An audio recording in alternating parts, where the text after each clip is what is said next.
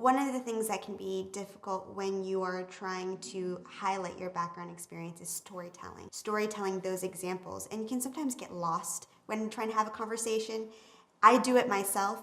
And what I find is helpful is if you can, when you're doing your homework, kind of not only outlining the examples within each bucket that you mentioned, but also within the examples outlining like what was the situation, what was your role in the situation, why did you take the action that you took, what was the outcome of that, and then what was the result. If you do that for every single example, storytelling will be a lot more fluid when you're having that conversation and you're not digging for it. I know they're going to ask me about increasing sales in Japan.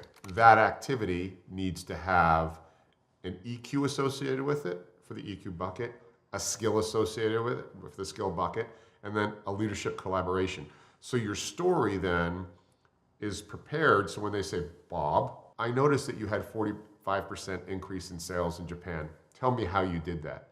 Now you're prepared to answer by checking the EQ box, the collaboration box, and skills box by telling that story. And you want to pull in each of those components as you answer that question.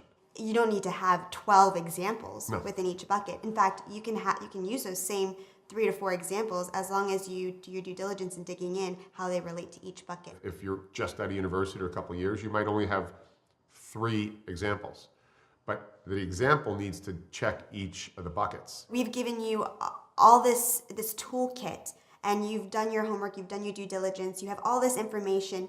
Now you're ready, prepared. Now you need to know that you have the confidence, you have those snowballs in the back to launch them whenever the hiring manager has a question for you. Now you just need to relax, and have fun with it, because that's what it should be. Yeah. It should be fun. Yep.